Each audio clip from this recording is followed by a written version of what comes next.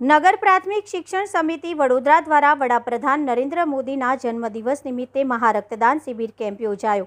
ભારતના પનોતા પુત્ર અને યશસ્વી વડાપ્રધાન નરેન્દ્રભાઈ મોદીના જન્મદિવસની ઉજવણીના ભાગરૂપે નગર પ્રાથમિક શિક્ષણ સમિતિ વડોદરા દ્વારા 75મા જન્મદિવસ નિમિત્તે ગુજરાત રાજ્યના કર્મચારીઓ તેમજ તેમના મંડળ નમો કે નામ રક્તદાન મહારક્તદાન શિબિરમાં જોડાવા જઈ રહ્યા છે। તે તમામને શુભેચ્છા પાઠવી અને ભારતીય સેનાના સાહસને બિરદાવતા ઓપરેશન સિંધુની સફળતાને યાદ કરી આ મહારક્તદાન શિબિર કુલ 300 કરતાં પણ વધારે જગ્યાએ યોજાવા જઈ રહ્યું છે। ત્યારે આ આયોજનથી 1 લાખ કરતાં વધુ બ્લડ યુનિટ એકત્રિત કરવાનો લક્ષ્યાંક સંપૂર્ણ સિદ્ધ થાય તેવી શુભેચ્છા પાઠવેલ।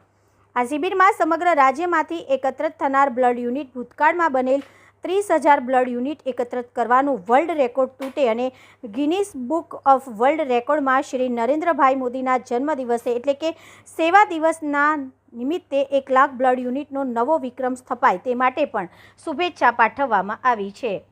વડોદરા સિટી ખાતે મોટું રક્તદાન કેમ્પનું આયોજન કરવામાં આવ્યું છે। અત્યાર સુધી 8,000ની રજિસ્ટ્રેશન થઈ છે, એટલે અહીંયા કહેવામાં આવ્યું છે કે આજે સાંજ સુધી તો 15-20 હજાર સુધી ઉપર જશે। રક્તદાન એક બહુ સારું પહેલ છે। અમુક લોકો દેશમાં રક્તની અભાવના કારણ અને એક્સિડન્ટ્સના કારણ, થેલેસીમિયાના કારણ, સિકલ સેલ એનિમિયાના કારણ મરણ પામતા હોય છે।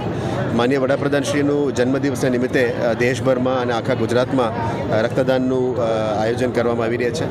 આજે માનનીય મુખ્યમંત્રીશ્રીએ પણ અપીલ કરી છે ગુજરાતના લોકોએ આવીને જનતાને કે બ્લડ ડોનેટ કરવાનું એક સારું અપીલ કરી છે। એને ધ્યાન આપતા અને એનું સક્સેસ કરવા માટે અહીંયા વડોદરા સિટી ખાતે પણ એનું સરસ આયોજન કરવામાં આવી રહ્યા છે। શિક્ષણ સમિતિ Vadodara, health department, red cross, employees federation દ્વારા આયોજન કરવામાં આવી છે। એમને અમે શુભેચ્છા પાઠવીએ છીએ અને આવનારા દિવસોમાં આવા સારું પહેલ લઈને વડોદરામાં એક સારું પોઝિટિવ મેસેજ આપવાનું તમામ પહેલો અમે બિરદાવીએ છીએ અને એમને સપોર્ટ પણ આપીએ છીએ।